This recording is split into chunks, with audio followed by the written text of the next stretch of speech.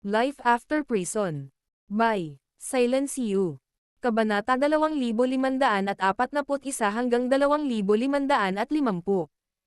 Nang makita si Amethyst na nakatayo sa harap niya, nagalit si Calvert hanggang sa puntong tila may lumabas na singaw sa kanyang mga tainga. Namumula rin ang kanyang mukha. Nakakatawa nga, dahil nasabi na rin niya ang parehong bagay kay Amethyst ilang sandali lang ang nakalipas. Huminga siya ng malalim para piliting pakalmayan ang sarili. Pagkatapos noon, kinutya niya sina Amethyst at Severin bago mabilis na lumapit kay Drake, na nakahiga pa rin sa kagubatan. Dahil si Drake ang ipinagmamalaki ng angkan ng mga dragon, ang tanging nagpagising sa 5-clawed Golden Dragon bloodline, walang lugar para sa pagkabigo. Kung hindi, bilang kanyang tagapag-alaga, si Calvert ay mananagot at mahaharap sa parusa dahil sa hindi niya pagprotekta sa kanya pagbalik sa angkan. Sa isang iglap, natapos ang tensyonado at magulong sitwasyon sa pag-alis ni Calvert. Kahit maikling laban lamang ito, matapang na kumilos si Severin, na nagpakita ng isang hindi mapigil ang puwersa na parang humahampas na alon. Nasakop niya ng tuluyan si Drake gamit lamang ang kanyang kamao, na nag-iwan sa karamihan ng mga nanonood sa gulat. Wow! Hindi nakakapagtaka na si Severin ang napili ng Immortal Fate.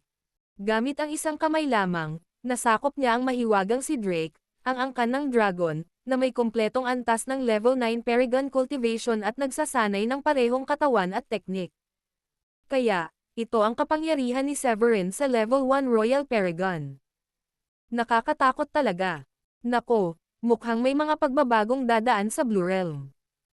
Hindi lang ang mga pangunahing sagradong lupain ang kailangang magbantay laban sa mga Saintmen na iyon, kundi kailangan din nilang magbantay laban kay Severin. Lubos na napahiya si Drake. Siya pa nga ang nagdulot ng gulo sa Royal Paragon Ceremony ng iba.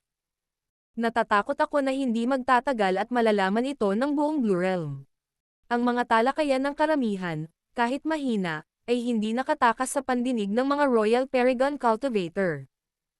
Ilang 10 milya ang layo, si Drake, na malubhang nasugatan dahil sa dugong tumutulo mula sa mga sulok ng kanyang bibig at humina ang kanyang aura, ay nagalit nang marinig niya ang talakayan. Agad na namula ang kanyang maputlang pisngi sa galit, dahilan para mamula ang kanyang buong mukha na parang nasusunog. Dumura siya ng isang subo ng dugo.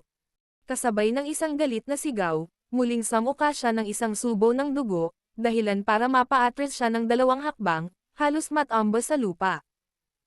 Mariin niyang naikuyom ang kanyang mga kamao, at mukhang kakatapos lang kumain ng isang subo ng lupa. Tandaan mo itong sasabihin ko, Severin. Pagbabayaran kita para dito kung ito na ang huling bagay na gagawin ko. Ungol niya habang nagngangalit ang mga ngipin. Isang lubos na kahihiyan para kay Drake ang laban, dahil ang mag-isang pangangibabaw ni Severin ay sum-ire sa dating kaluwalhatian ng dating mapagmataas na kababalaghan ng Dragon Clan. Ang galit ni Drake ay napantayan lamang ng kanyang bagong tuklas na takot kay Severin.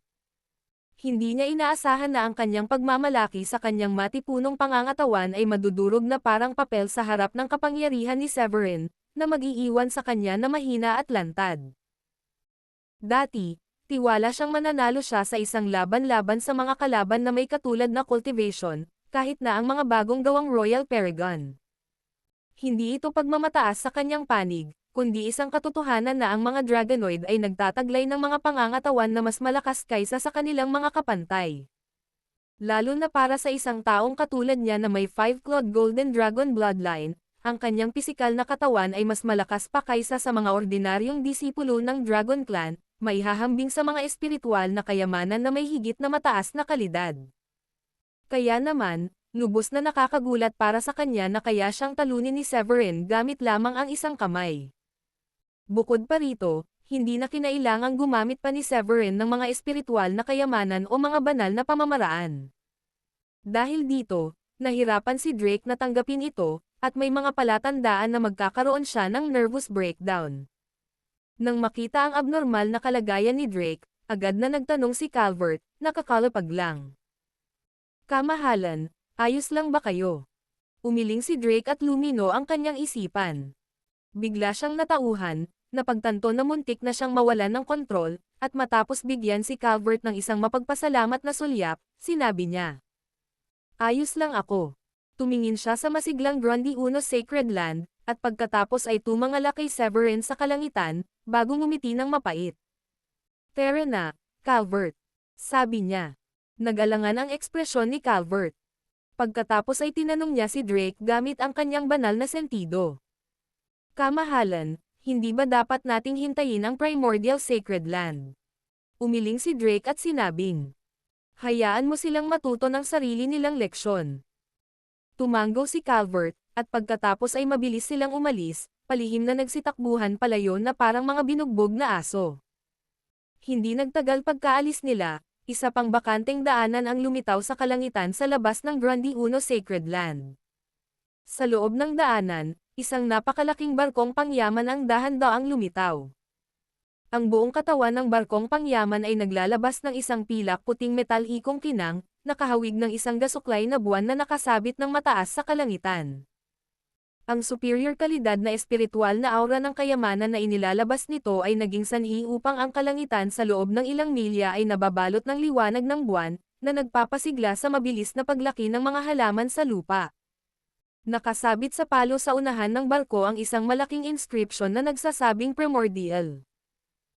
Nang makita ito, ang mga bisita sa plaza ay agad na nakipag-usap ng masigla, na malinaw na nakilala ang barkong pangyaman bilang pagmamay-ari ng Primordial Sacred Land. Sa unahan ng barko, tiningnan ni Gresham ang papalapit na Grundy Uno Sacred Land at huminga ng malalim. Severin, tingnan natin kung paano mo haharapin ang mga bagay-bagay ngayon.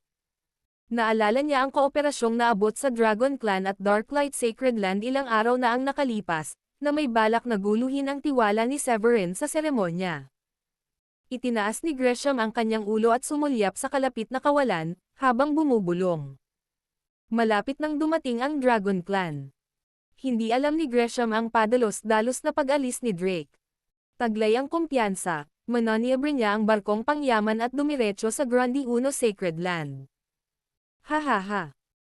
Hindi naman sa gusto kong maliitin ang mga Primordial Saintmen, pero kahit ang kababalaghan na si Drake ng Dragon Clan ay hindi kayang tapatan ni Severin. Natatakot ako na hindi na mas hihigit pa ang Primordial Saintman na ito. Gayunpaman, pagkarating pa lamang ni Gresham sa Grundy Uno Sacred Land, nakarinig siya ng mga talakayan na umalangaw-ngaw mula sa plaza. Hihihi. Nabalitaan ko na ang Primordial Saintman na ito ay nagkaroon din ng alitan kay Severin. Sa palagay ko ay maaaring magkaroon ng gulo mamaya. Nakita mo ba ang nakalulungkot na kalagayan ng kababalaghan ng Dragon Clan ngayon lang? Siya ay napigilan ni Severin ng mag-isa. Maging ang kanyang dragon body ay nadurog. Labis na nagulat si Gresham nang marinig iyon. Natalo si Drake. Hindi makapaniwala si Gresham. Binawi niya ang dati niyang paghamak, at napalitan ito ng purong pagkadismaya. Di nagtagal, nakarating siya sa Grundy Uno Sacred Land kasama ang kanyang mga kasama at iniabot ang kanyang regalo. Habang pinagmamasdan si Severin, na nakatayo ng matangkad sa kalangitan ng may kumpiyansa, hindi maiwasan ni Gresham na maalala ang true immortal essence na hindi niya nasaksihan. Hindi na niya mapigilan ang galit sa kanyang puso, malamig siyang napangisi at bamulong ng malalim. Isa lang siyang mababang uri na pinalad. Sa paningin ni Gresham, kung hindi nabiyayaan si Severin ng napakalaking kayamanan ng true immortal essence, nasa ganap na antas na siya ng level 6 Paragon, malayo sa kakayahang magdaos ng Royal Paragon Ceremony. Si Severin ay may matalas na pandama matapos maging isang Royal Paragon. Agad niyang naramdaman ang puot sa mga mata ni Gresham. Lalo na nang marinig niya ang mga bulong mula sa huli, ang kanyang mga mata ay biglang naglabas ng malamig na liwanag. Una, naroon si Drake mula sa Dragon Clan, at ngayon ay naroon na si Gresham. Talaga bang iniisip nila na mapaglalaroan lang ako? Naisip ni Severin. Sa sumunod na sandali, nagyelo ang kanyang ekspresyon habang sinasabi niya. Ano ito? Ikaw ba, isang saintman ng Primordial Sacred Land, ay nais ding maranasan ang kapangyarihan ng isang Royal Paragon? Nang marinig ito, nilunok ni Gresham ang kanyang pagkadismaya at nanatiling tahimik at puno ng hinanakit. Sa plaza, hindi mabilang na mga tingin ang dumaan.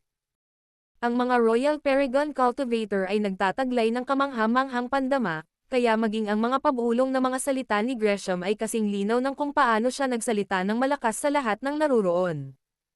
Nabalot ng galit ang paghatol ni Gresham. Nang makita ang masiglang si Severin at maalala ang masakit na pagkawala ng Immortal Fate sa Starry Sky Battle Space, nagkimkim na siya ng matinding puot kay Severin. Ang kanyang mga salita ay isa lamang likas na tugon. Gayunpaman, ang mga panauhing naruroon at si Severin ay parehong mga Royal Paragon, kaya natural nilang nahahalata ang hindi kasiyahan ni Gresham. Sa sandaling iyon, habang muling tumitindi ang tensyon sa plaza, isang elder mula sa Primordial Sacred Land na nakatayo sa tabi ni Gresham ang humakbang paarap. Ang lalaking ito ay matangkad at matipuno, mga 50 taong gulang, at may aura na kasing marilag ng bundok, na nagpapahiwatig ng kanyang katayuan bilang isang level 9 Supreme Paragon. Walang iba kundi si Filbert, na dati nang nagpahayag ng kanyang pagkadismaya sa pangunahing bulwagan ng Primordial Sacred Land, na idineklara ang kanyang intensyon na patayin si Severin at sakupin ang True Immortal Essence. Talagang may katapangan si Severin. Nagmamadali siyang ipakita ang lakas niya pagkatapos niyang makalusot sa Royal Paragon Realm. Sabi ni Filbert sa tonong puno ng sarkasmo. Dahil sa True Immortal Essence, ang buong Primordial Sacred Land ay nagkaroon ng alitan kay Severin. Sa kanilang paghahangad na makuha ang Immortal Fate, ang kanilang sagradong lupain ay gumamit pa ng mga pananggalang na banal na sandata, ngunit sa huli ay nabigo. Lalo na't si Filbert ay nakulong sa level 9 Supreme Paragon sa loob ng halos 1,000 taon, hindi man lang masulyapan ang kaharian ng immortalidad. Paano niya ito magagawang tanggapin? Sa plaza, sumiklab ang kaguluhan sa mga bisita nang makilala ang pagkakakilanlan ni Filbert. Nako, pati si Filbert ay dumating na. Mukhang hindi madaling mareresolba ang alitan sa pagitan nina Severin at Primordial Sacred Land. Aba, masasabi kong medyo interesante ang Royal Paragon Ceremony na ito. Natatakot ako na masisira ang buong reputasyon ng Grundy Uno Sacred Land kung hindi nila aasikasuhin ang lahat ng taong nagdulot ng gulo para sa kanila. Namula sa galit ang mukha ni Amethyst nang marinig niya ang lahat ng iyon. Sa kabila ng karaniwan niyang malawak na pag-iisip at mabait na personalidad, napupuno pa rin siya ng galit. Hindi ba nila ako itinuturing, ang pinuno ng sekta ng Grundy Uno Sacred Land, nang may kahit kaunting respeto? Paano nang ahas ang mga taong ito na paulit-ulit na manggulo sa seremonya? Biglang humakbang pasulong si Amethyst, ang kanyang Supreme Paragon aura ay agad na sumulpat na parang daluyong, pinupunit at biniyak ang nakapalibot na kawalan kasabay ng isang malakas na dagandong. Tinitigan ng masama ni Amethyst si Filbert at malamig na nagtanong. Filbert, anong ibig mong sabihin dyan? Sa tingin mo ba wala akong init ng ulo? Pagkatapos ay itinaas niya ang kanyang kamay at sinugod si Filbert, nagpakawala ng isang matayog na aura ng kamao na mabilis na sumire sa kawalan. Nang makita ito, malamig na ngumiti si Filbert at nagsalita. Mabuti na lang at ganito rin. Tingnan natin kung mas lumakas ka pa sa loob ng 1,000 taon na ito, Amethyst. Sa sumunod na sandali, ang katawan ni Filbert ay napuno ng maliwanag at banal na liwanag, at hinubog niya ang kanyang mga kamay na parang mga kuko habang hawak niya ang papasok na aura ng kamao. Sa isang iglap, isang nakakatakot na shockwave ang sumabog sa ere, direktang winasak ang espasyo sa loob ng milya-milya, na ginawa itong kawalan. Mabuti na lang at ang Grundy Uno Sacred Land sa ibaba ay protektado ng isang pormasayon, kung hindi ay maduraj ang buong tuktok ng bundok. Habang nawawala ang shockwave, isang kumikinang na maitim na pulang sibat ang lumitaw sa harap ni Filbert, na nagniningning ng nakasisilaw na liwanag. Ang sibat ay puno ng nakakatakot na aura ng pagkawasak at kulog, na naglalabas ng napakalaking presyon na nagpapanginig sa kaluluwa ng isang tao. Naramdaman ng mga mahihinang cultivator sa paligid na nahihirapan silang huminga, tumigil ang kanilang espiritual na enerhiya, at isang nakakakilabot na sensasyon ang kumalat sa kanilang mga katawan, na nagiging sanhi ng pangangilig ng kanilang mga anit. Iyan ba ang pananggalang na banal na sandata ng Primordial Sacred Land? Nako, nababaliw na ba si Filbert? Siya pa nga ba ang gumamit ng Godslayer Spear? Mukhang determinado na siyang patayin si Severin bago pa siya maging isang banta. Labis na nanlamig ang ekspresyon ni Amethyst habang nakatingin sa Godslayer's Spear sa harap ni Filbert.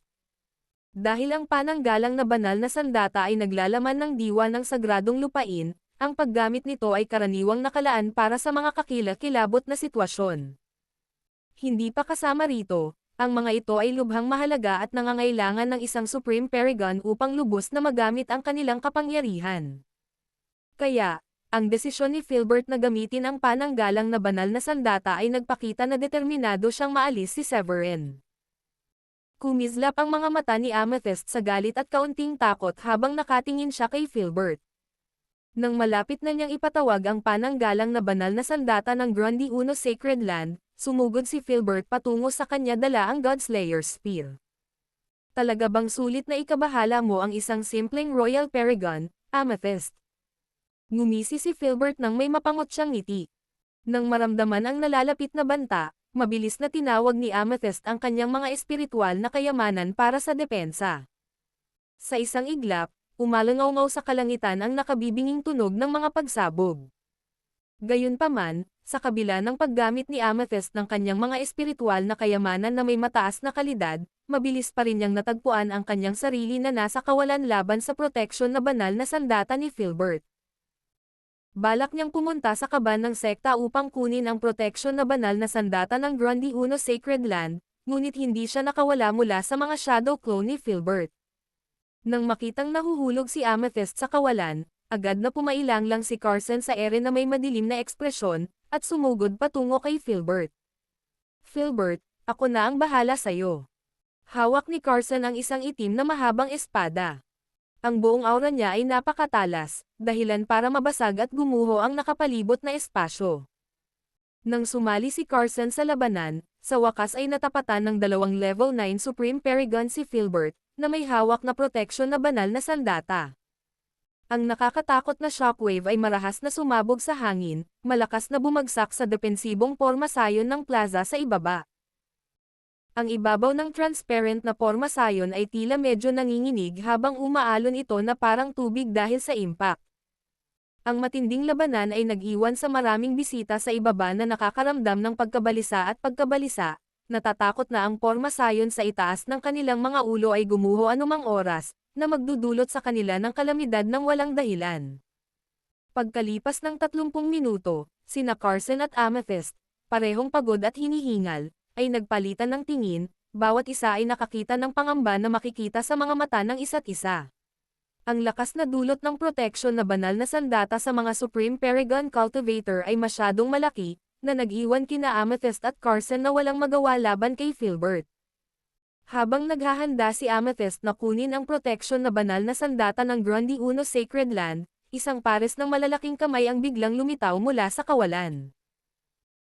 Ang mga kamay na ito ay naglalabas ng isang mar-ingle na aura, na naging dahilan upang maging ang mga Supreme Paragon Cultivator ay manginig ng hindi mapigilan mula ulo hanggang paa.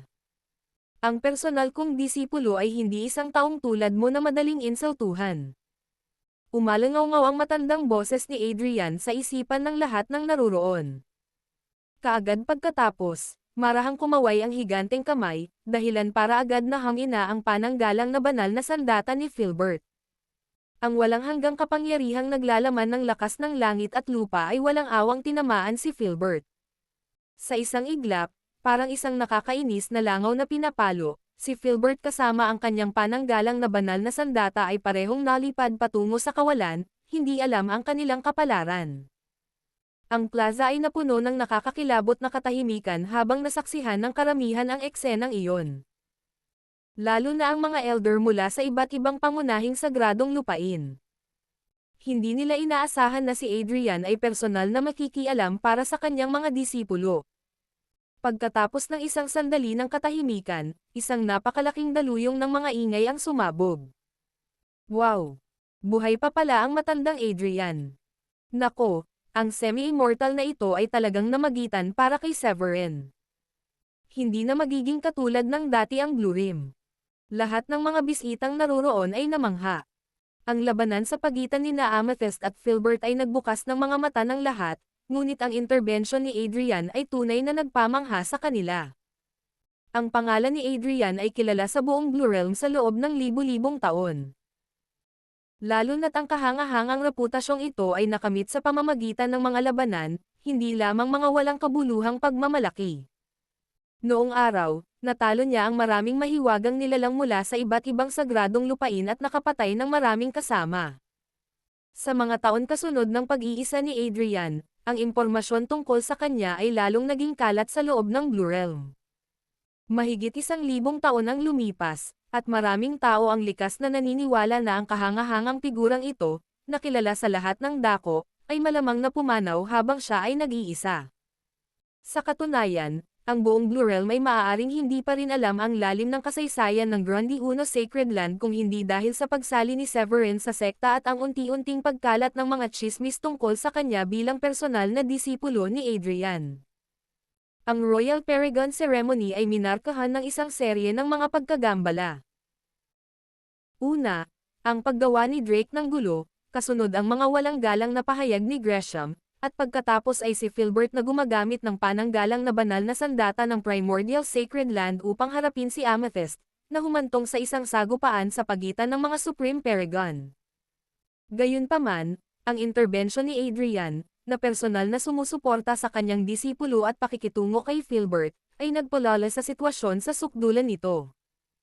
Habang si Filbert ay isinasample sa magulong daloy ng mga spatial rifts na parang langaw ng isang higanteng kamay, dahan-daang lumabas si Adrian mula sa madilim na bitik ng kawalan at patungo sa kalangitan. Taglay ang isang mahigpit na titig at kalmadong kilos, naglabas si Adrian ng isang nakakatakot na aura na nagpang-inig sa kaluluwa ng lahat. Habang lumalabas siya mula sa bitik sa kawalan, dahan-daang itinaas ni Adrian ang kanyang ulo at tumingin kay Gresham, na ang ekspresyon ng mukha ay naging blanko. "Bata, bumalik ka at maghatid ng mensahe sa aking kaibigan, si Daryl. May balak ba ang Primordial Sacred Land na magdeklare ng digmaan laban sa Grundy Uno Sacred Land sa pamamagitan ng pagdudulot ng gulo gamit ang Protective Divine Weapon sa Royal Paragon Ceremony?" Si Gresham, na noong una ay natigilan, ay biglang natauhan. Si Daryl Reed, ang Grand Elder ng Primordial Sacred Land, ay isang Supreme Paragon Cultivator na kapanahon ni Adrian. Pareho silang nagsimula ng kanilang pag-iisa sa pagtatangkang makalusot sa immortal na kaharian mahigit 1,000 taon na ang nakalilipas.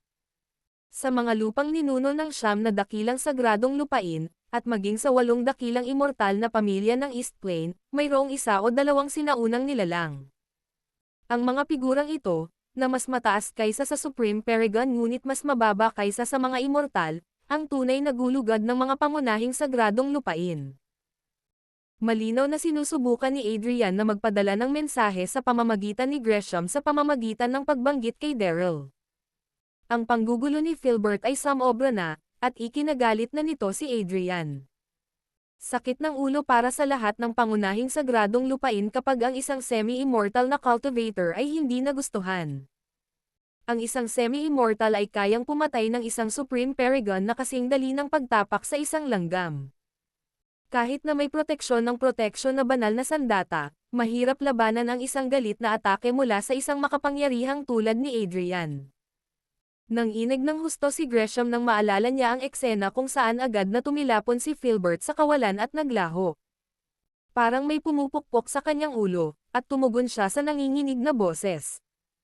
"Ihahatid ko ang mensahe ng walang palya." Pagkatapos magsalita, pakiramdam ni Gresham ay nawalan ng enerhiya ang buong pagkatao niya, halos mahulog siya mula sa barko ng kayamanan. Ang kanyang tingin kay Severin sa sandaling iyon ay puno ng masalimuot na emosyon. May inggit, selos, at hinanakit. Ang pagkakaroon ng isang taong tulad ni Adrian, isa sa mga nangungunang makapangyarihang tao sa Blue Realm, na personal na sumusuporta kay Severin ay sapat na upang mainggit ang hindi mabilang na mga individual. Binawi ang kanyang tingin, namutla ang mukha ni Gresham habang pinapaandar niya ang barko ng kayamanan palayo sa isang malungkot na paraan. Ang mga buntot ay nakatago sa pagitan ng kanyang mga binti.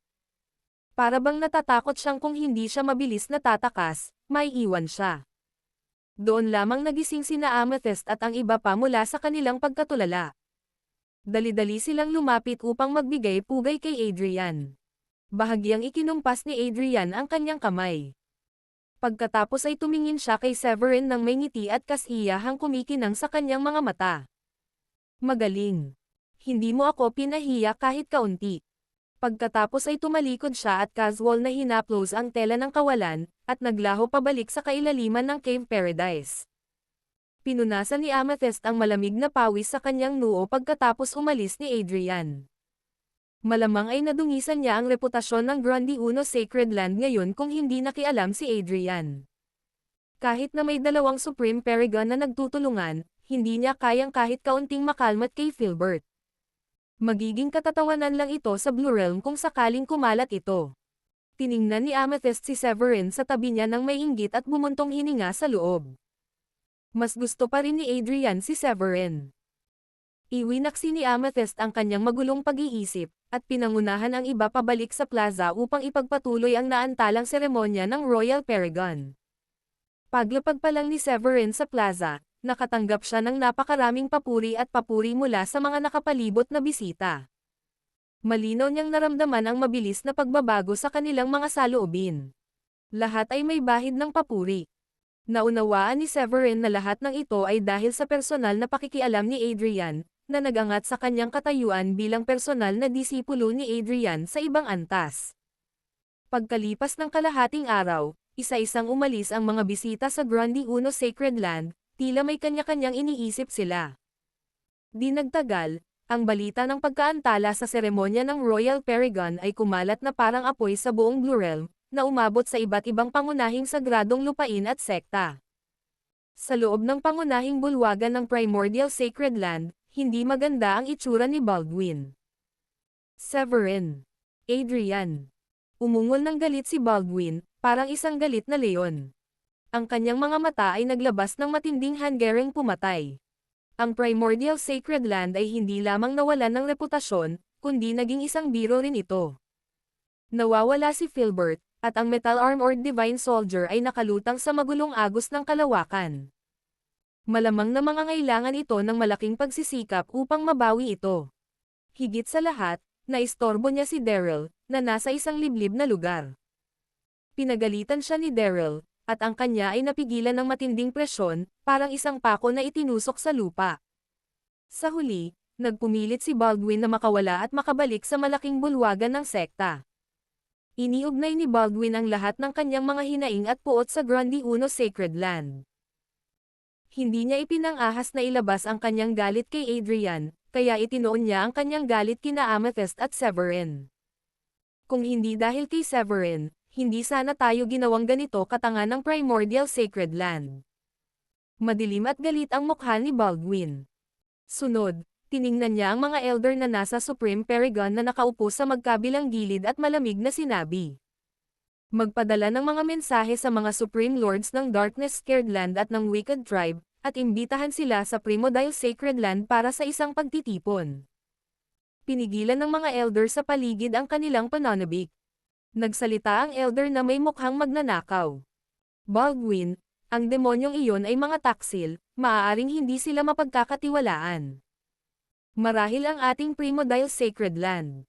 Bago pa siya matapos magsalita, pinutol na siya ni Baldwin. Tama na. Dahil gustong makipagkompetensya ni Adrian sa aking Primordial Sacred Land, gawin na natin. Ito rin ang balak ni Daryl. Nang inig ang mga Supreme Paragon na elder nang marinig ang mga salita ni Baldwin. Ang balak ni Daryl. Sa suporta ng elder ng sekta, mas may kumpiyansa na sila ngayon. Napangiti ng alanganin ang malamag na nakaw na elder at sinabing. Dahil balak ni Daryl yan, wala na akong masasabi pa. Agad siyang tumayo at nagtungo sa Season at Las Bonerket upang personal na imbitahan ang mga sect master. Walang pakialam na tumingin si Baldwin sa paligid, pagkatapos ay nagsalita ng may mapagpasyang tono. Kasabay nito, magpadala ng mga liham sa Menzi Clan, sa Burke Clan, at sa Dragonoid. Napagtanto ni Baldwin na para mapatay si Severin at maalis sa kanya ang True Immortal Essence, kakailanganin ang pinagsamang pagsisikap ng ilang puwersa. Ang Menzi Clan, ang Burke Clan, at ang Dragonoid, ay pawang may hinanakit kay Severin. Gaya ng kasabihan, ang kaaway ng aking kaaway ay ang aking kaibigan.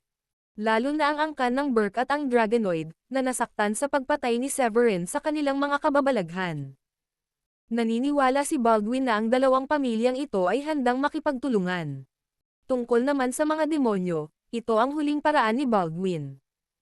Ang mga demonyo ay taksil at mahilig pumatay para sa mga kayamanan. Ang true immortal essence ni Severin ay isang mahusay na pain. Naniniwala si Baldwin na hanggat nagkakaisa ang ilang puwersa, madali nilang mahaharap ang Grundy Uno Sacred Land. Dahil nag-usap at nagkasundo sina Baldwin at Daryl, walang pagtutol ang mga elder ng Supreme Paragon at agad na sumang-ayon. Habang pinaplano ni Baldwin na bumuo ng alyansa upang harapin ang Grundy Uno Sacred Land, ang insidente sa seremonya ng Royal Paragon ay kumalat na sa buong Blue Realm. Umalangaw-ngaw ang pangalan ni Severin sa buong Blue Realm at sa 9 na kontinente. Sa loob ng malaking bulwagan ng sekta ng Grundy Uno Sacred Land, pinangunahan ni Amethyst ang 5 elder na nagtipon sa paligid niya. Dahil sa pagpapakita ni Adrian sa seremonya ng Royal Paragon, ang reputasyon ng Grundy Uno Sacred Land ay lubos na tumaas. Masaya si Amethyst. Tinipon niya ang mga elder upang pag-usapan ang pag-unlad ng South Sky. Ang biglaang pag-angat ni Severin sa Royal Paragon sa loob ng wala pang kalahating buwan matapos makapasok sa sekta ay lubos na ikinagulat ni Amethyst. Bagamat ang true immortal essence ni Severin ay gumanap ng mahalagang papel, ang kanyang talento mismo ay napakahusay din. Dahil sa kakayahang lumitaw mula sa isang maliit na lugar tulad ng South Sky, ang kanyang lakas at ugali ay higit na nalampasan ang kanyang mga kapantay. Ang pinakamahusay na patunay ay ang pagpigil ni Severin kay Drake gamit ang isang kamay lamang sa seremonya. Kaya, sinimulang bigyang pansin ni Amethyst ang South Sky. Pagkatapos ng lahat, kailangan nilang magpakita ng pasasalamat sa Grundy Uno Sect sa pagpapadala ng mga natatanging disipulo. Matapos mag-isip sandali, nagsalita si Amethyst. Carson, gusto kitang abalahin na bisitahin ang Grundy Uno Sect sa South Sky bukas. Magdala ka ng ilang training resources at divine techniques. Kasabay nito, bigyan si Oscar ng Supreme Paragon Pill para matulungan siyang makaakyat sa Supreme Paragon sa lalong madaling panahon. Marahang tumanggaw si Carson bilang tugon. Wala namang mahalagang dahilan para magtagal siya ng kalahating araw. Nagkataon lang na makakabisita ulit ako sa sekta at titingnan kung may mga mahuhusay na henyo roon. Nakangiting sabi ni Carson. Tumanggaw si Amethyst. Kasabay nito, bigyang pansin ang mga kamakailang paggalaw ng Primordial Sacred Land. Dahil sa pagiging mapaghiganti ni Baldwin, malamang na hindi siya basta-basta bibitaw. Nakatanggap siya ng balita na nawawala pa rin si Filbert at ang kanilang metal-armored Divine Soldier. Hindi basta-basta papakawalan ng Primordial Sacred Land ang napakalaking pagkawala nito. Nakita ni Amethyst na hindi magtatagal at gagawa ng hakbang si Baldwin laban sa Grundy Uno Sacred Land. Sa sandaling ito, tila may naisip si Wallet. Bahagyang kumunat ang noo niya at sinabing, magbubukas ang East Sea Secret Realm sa susunod na buwan. Natatakot ako na gagawa ng hakbang si Baldwin laban kay Severin. Nang marinig ito ni Heath, biglang naramdaman niyang minamaliit siya ni Wallet. Nagalit siya at gumanti. Isa ng Royal Paragon si Severin ngayon. Bagamat maaaring may mga oportunidad sa East Sea Secret Realm, hanggat nananatili siyang mapayapa sa sekta, hindi siya masasaktan ni Baldwin maliban kung aatakehin niya ang sekta. Umiling si Carson. Malabong mangyari yan. Kilalang kilala ko si Severin. Hindi niya palalampasan ang anumang pagkakataon. Bukod dito, ito ang kayamanan ng Green Emperor. Nasa loob na rin daw ang mga walang kamatayang armas at mga tabletang napino ng Green Emperor. Hindi natin kayang palampasin ito. Nang marinig ito, nawalan ng imek si Heath. Tama si Carson. Ang kahalagahan ng East Sea Secret Realm ay hindi mas mababa kaysa sa Starry Sky Battle Space. Ang dalawang lugar na ito sa Blue Realm ay maaaring magpasabik mga Royal Paragon at mga Supreme Paragon. Ang East Sea Secret Realm ay binuksan ng Green Emperor. Ayon sa alamat, noong sinaunang panahon, noong ang Blue Realm ay pinangungunahan pa ng mababangas na hayop, ang mga tao ay mahina at maaari lamang maging pagkain ng mga hayop. Ang mga tao ay namuhay sa kagipitan, hanggang sa paglitaw ng Green Emperor. Natuklasan niya ang pagkakaroon ng dugo at enerhiya, at bumuo ng martial arts. Ang lahi ng tao ay nagsimulang umangat mula noon. Sa kanyang kasagsagan, tinakat ng Green Emperor ang buong ilang at pinangunahan ang lahi ng tao tungo sa kasaganaan. Simula noon, ang mahuhusay na Green Emperor ay nag-improvise ng landas ng martial arts, na humahantong sa kasalukuyang paraan ng paglilinang. Matapos maging immortal, pinino niya ang isang immortal na sandata at ilang hurno ng mga immortal na tableta, na nagpalaki ng ilang immortal para sa mga tao, kaya ang mga tao ay naging nangungunang lahi sa Blue Realm. Naupo si Amethyst sa Grand Preceptor Throne, nag-isip sandali at sinabi. Bakit ka mag-aalala ng sobra?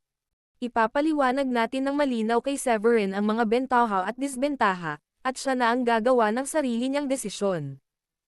Pagkatapos ng maikling diskusyon, pinatakbo ni Carson ang isang espiritual na bangka at binasag ang kawalan patungo sa South Sky. Kasabay nito, ang balita tungkol kay Severin ay nagdulot ng malaking sensasyon sa buong South Sky. Ang mukha ni Oscar ay napuno ng pagmamalaki at kagalakan.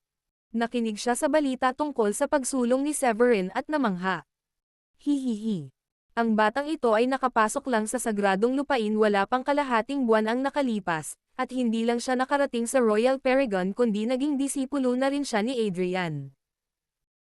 Kailangan ko pa ba siyang tawaging Master Grand Uncle ko sa mga susunod na araw? Bulalas ni Raymond. Si Celeste, na nakatayo sa tabi niya, ay mapait na ngumiti. Tama nga, umalis siya bilang butet at bumalik bilang dragon. Labis itong pinagsisihan ng mga dating Peakmaster na sina Lasyon, at iba pang Peakmasters. Lalo na si Leonel, na nakialam kay Severin noong malaking kompetisyon ng sekta. Napangiti siya ng mapait sa loob. Hindi ko dapat sinuportahan si Carl noon. Si Severin ay nakaakyat na sa Royal Paragon at naging disipulo pa ni Adrian at pinuno ng sekta ng Uncle Master. Sina Daniela, Miles, at ang iba pang sumunod kay Severin patungong Middlebridge ay maaaring malapit ng makaakyat sa Royal Paragon. Maaaring magkaroon sila ng pagkakataong maging mga elder ng sagradong lupain. Ngunit sina Lasyon at ang iba pa ay natigil pa rin sa South Sky at hindi nakakita ng anumang pagkakataon na makaakyat sa Royal Paragon. Sina Lasyon, Leonel, at ang iba pa ay labis na nagsisisi. Kung hindi sila naging arrogant at sinuportahan si Severin sa halip na si Carl noong kompetisyon, hindi sana sila nakakaramdam ng ganitong pagsisisi ngayon. Kung ikukumpara sa mga dating Peakmaster, ang mga bagong na-promote na Peakmaster tulad ni na Celeste, Raymond, Ferland, at Spencer ay naiinggit nang malaman nilang si Severin ay nakaakyat na sa Royal Paragon, lalo na sina Raymond at Spencer. Noong unang pumasok si Severin sa sekta, isa lamang siyang Supreme Saint, habang silang lahat ay nasa level 8 o 9 Supreme Saint, na itinuturing na henyo sa buong South Sky. Ngunit sa loob ng wala pang 2 taon, mabilis na umangat si Severin, hindi lamang nanalo sa malaking kompetisyon ng sekta laban kay Carl kundi nakamit din ang immortal na kapalaran sa Starry Sky Battle Space. Ngayon, nalampasan na niya sila sa pamamagitan ng pagsulong sa Royal Paragon. Mula sa inggit at kawalan ng pagsang-ayon noon ay naging inggit at paghanga ngayon. Sa paggunita sa nakaraan, hindi napigilan ni Raymond na mapabuntong hininga. Tinansya niya na ang balita ng pag-angat ni Severin sa Royal Paragon ay magdudulot ng malaking sensasyon sa buong South Sky. Tama ang kanyang haka-haka. Ang mga pangunahing sekta at pamilya sa South Sky ay nagkagulo matapos matanggap ang balita mula sa Middlebridge. Libu-libong milya ang layo, sa punong himpilan ng Dayform Sect, nakaupo si John Lucas sa Grand Preceptor Throne, ang kanyang ekspresyon ay lubhang komplikado. Simula nang mamatay si Jason, ang buong Dayform Sect ay nagkagulo.